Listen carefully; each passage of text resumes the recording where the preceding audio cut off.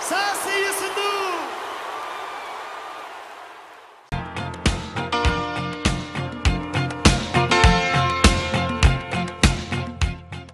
L'invité du 20h, donc il s'agit d'Amadou Mokhtar Ndiaye, directeur des examens et concours. Monsieur Ndiaye, bonsoir. Bonsoir, monsieur Diao. Ravi de vous accueillir sur ce plateau de 20h. Monsieur Ndiaye, les frais d'inscription du CFE passent de 250 francs à 1000 francs, si je ne me trompe, et ceux du BFM de 500 à 2000 francs. Qu'est-ce qui explique cette hausse qui est quand même considérable? En fait, c'est relatif et c'est heureux que vous nous invitiez sur votre plateau pour en discuter et pour éclairer un peu la lanterne des Sénégalais.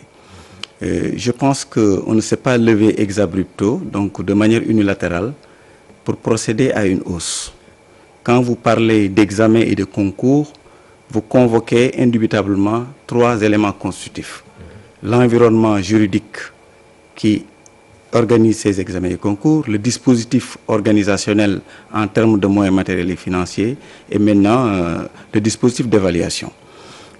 Il faut se rappeler qu'il y a eu plusieurs rencontres entre M. le ministre de l'Éducation nationale, rencontre moi-même auquel j'ai participé, j'ai pris part, et qui réunissait autour de M. le ministre les associations des parents d'élèves. Donc les présidents des parents d'élèves, il y a le FENAPES, l'UNAPES et d'autres.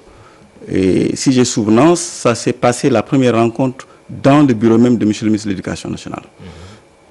Et après un argumentaire qui a été bâti pour justifier la nécessité d'augmenter les frais d'inscription, il y a eu d'autres rencontres.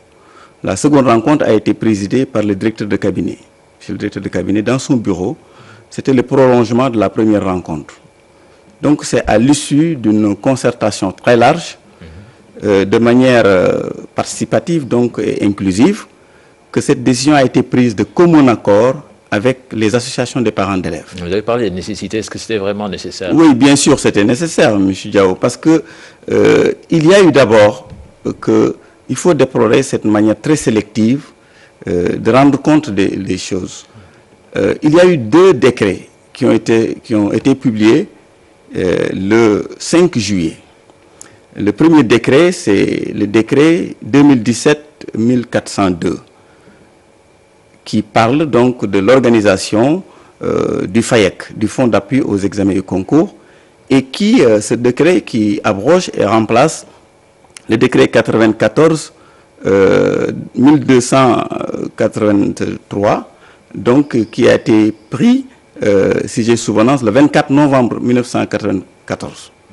Ça veut dire que c'est 23 ans après que notre décret a été pris, compte tenu de l'exigence de l'offre de services et compte tenu également du nouveau format d'évaluation des épreuves, mais également compte tenu de la forte démographisation dans les classes de CM2 et de 3e.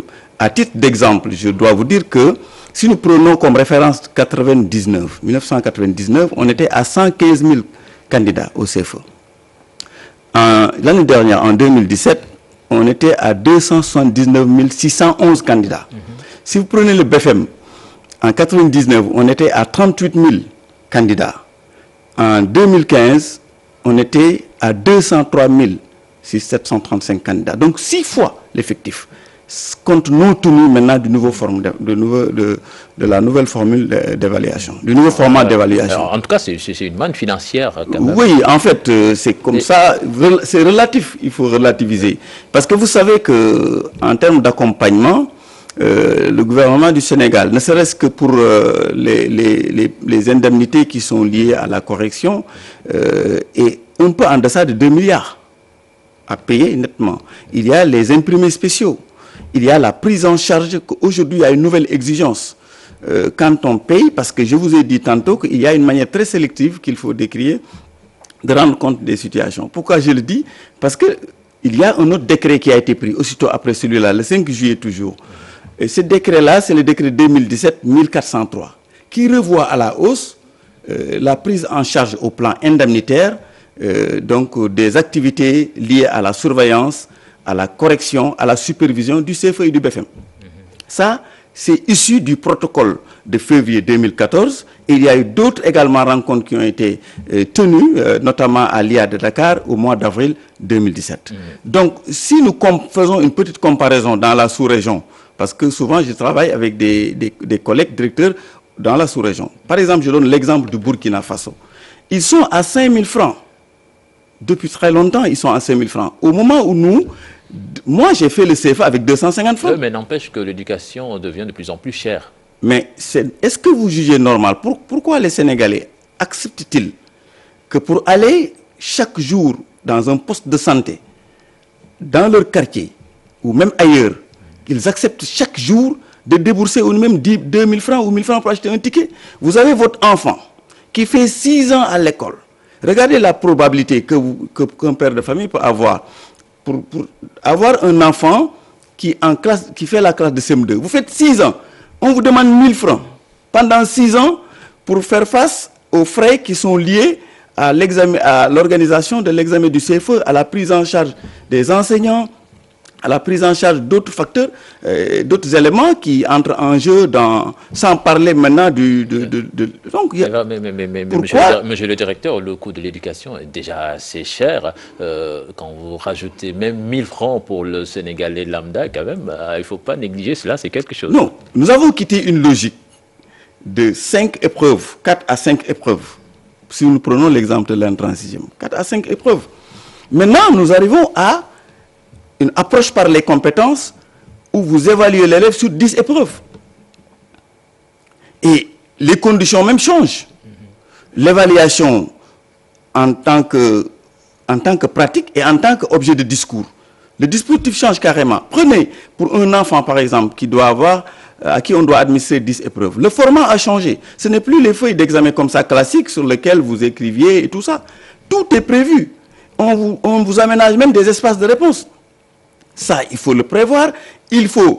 On a mis un dispositif pour avoir une évaluation scientifique depuis 2 ans maintenant, qu'on a même institutionnalisé. Il y a, aussitôt après l'administration des épreuves, ce qu'on appelle la précorrection. On fait une commande, on fait remonter toutes les copies après administration qu'on corrige à Dakar.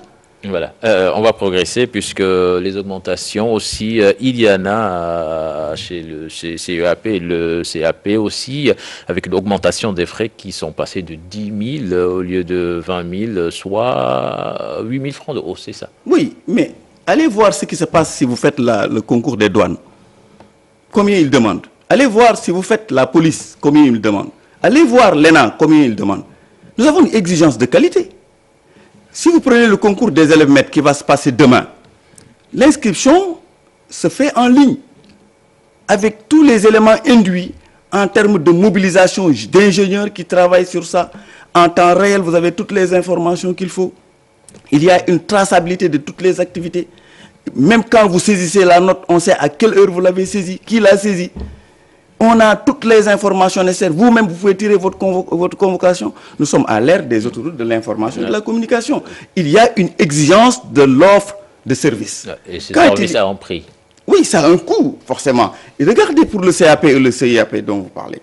Les enseignants qui surveillent ne sont pas pris en charge. Vous pensez que c'est normal? Ils ne sont pas pris en charge. Ils devraient l'être, comme à l'instar des autres concours. Donc, il faut être constructif. Être constructif, c'est quoi? C'est que la qualité a un coût. Ouais. Et les évaluations, quand on les fait, c'est pour aider à des prises de décision. Au-delà des simples chiffres qui apparaissent et qui peuvent être, avoir un effet d'éblouissement, ça doit avoir une fonction orienteuse pour amener à des prises de décision, amener les autorités à emprunter, n'est-ce pas, des moyens qui nous permettent, inédits, qui nous permettent de remédier, de prendre des décisions. Donc, il faut aller au-delà des simples chiffres qui se dégagent ou bien des simples moyens qui sont dégagés. Voilà, monsieur le directeur, vous l'avez évoqué au début de votre speech. Est-ce que cette décision a été prise donc, comme en accord avec les parents d'élèves? Oui, je vous disais qu'il faudrait quand même qu'on comprenne que le ministère de l'Éducation nationale, à travers monsieur le ministre de l'Éducation nationale, Serigne Mbaye Thiam, s'inscrit dans une dynamique de concertation très large, dans une dynamique de démarche inclusive et participative. Je vous dis, et c'est le lieu de féliciter et de remercier les présidents nationaux de parents d'élèves qui ont pris part. Ce matin, j'ai eu un entretien avec l'un d'entre eux qui n'avait pas encore, ne disposait pas encore du décret et qui eux-mêmes ont fait des propositions. On ne peut pas aujourd'hui, à l'état actuel des choses, prendre des décisions de manière unilatérale. Ça a été fait, ça a été pris après une large concertation. Ils l'ont bien pris. Mais bien sûr, c'est eux-mêmes, je vous ai dit, qui ont fait des propositions. Quand on a bâti un argumentaire autour de la rigueur, toute la rigueur qu'il faille accorder à ces évaluations-là, à ces examens-là, ils ont senti que, quand même, la réalité d'il y a 30 ans n'est pas la réalité de 2017. Voilà, c'est clair. Monsieur le directeur, les enseignants avaient demandé plus d'équité dans le paiement des indemnités de correction. Où est-ce que vous en êtes? Oui, je vous ai parlé tantôt, je vous ai dit que les gens ont été sélectifs. En fait, ils n'ont pas voulu évoquer ça. Je vous ai dit qu'il y a le décret 2017-1403 qui revoit à la hausse le régime indemnitaire lié à la surveillance au CFE et au BFM, à la correction, mais également à la supervision. Maintenant, en attendant, il y a d'autres plages, d'autres espaces d'échange, de discussion qui sont ouverts par M. le ministre de l'Éducation nationale, dans lesquels on peut s'engouffrer pour chercher à améliorer les conditions de travail. Donc, je pense que cela, les gens peuvent en témoigner. D'ailleurs, M. le ministre de l'Éducation nationale, dans cette optique-là, s'était engagé depuis l'année dernière à rencontrer les syndicats le 1er mars de chaque mois. Le contrat a été largement dépassé et honoré parce qu'au-delà des 9, il y a eu 2 rencontres extraordinaires qui se sont tenues exceptionnellement. Cela veut dire quoi? Que c'était un espace qui nous permettait d'échanger, de discuter, parce que les syndicats, c'est de grands patriotes également qui croient en leur pays pour donner leur point de vue et nous permettre d'avancer. Voilà, M. Ndiaye, le temps est presque fini. On va progresser. Les élèves maîtres qui ont fini leur formation et qui attendent toujours leur insertion. Alors, qu'est-ce que vous nous dites par rapport à leur sort? Vous parlez de quels élèves maîtres? Ceux qui sont en formation ou ceux qui sont sortis? Oui, oui, en fait, le décret, il a été signé. Et donc, en fait, je pense que ça aussi, il faut l'évoquer pour le dire. Quand ils ont dit, le jour à 24 heures de la rentrée, quand ils ont dit que c'est du Ubouteil Toktei, et on leur a dit que c'est du Ubouteil Décrétei. Je pense que cela aussi, il faut que les gens comprennent que la volonté de l'État, c'est de rehausser le niveau de l'enseignement à travers le mode de recrutement aujourd'hui qui est imprimé. Cela veut dire également qu'il y a eu un changement, n'est-ce pas, au niveau de la fonction publique.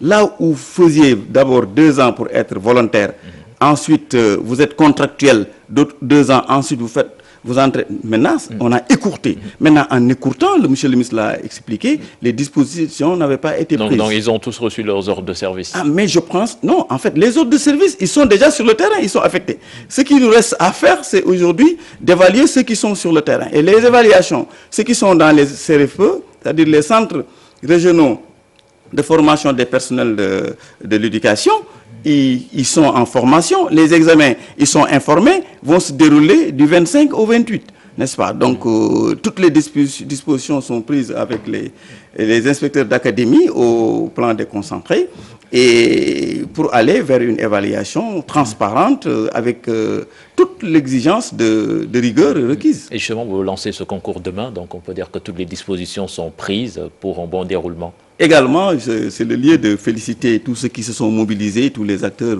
autour de ça. Nous allons demain vers un concours qui est très prisé, mais dont la rigueur ne souffre d'aucune contestation aujourd'hui et la transparence. Même s'il y a eu les événements de 2014-2015 avec la fraude.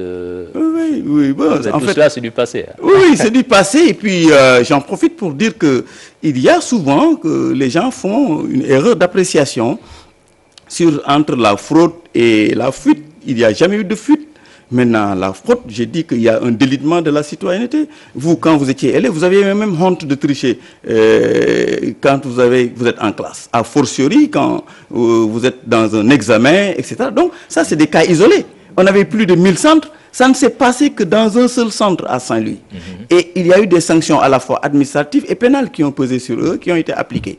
Je pense qu'on en tire toutes les leçons pour que dans les années qui viennent, conformément aux instructions de M. le ministre de l'Éducation nationale, qu'on puisse davantage sécuriser nos examens. Voilà. Merci, M. Ndiaye. C'est moi qui vous remercie. Voilà, c'était un plaisir de vous recevoir sur ce plateau de 20h. C'est la fin de ce journal également. Prochain rendez-vous pour l'information, ce sera à 0h avec tout en images. Excellent suite de programme en compagnie de la Télé Futurs Médias. Au revoir.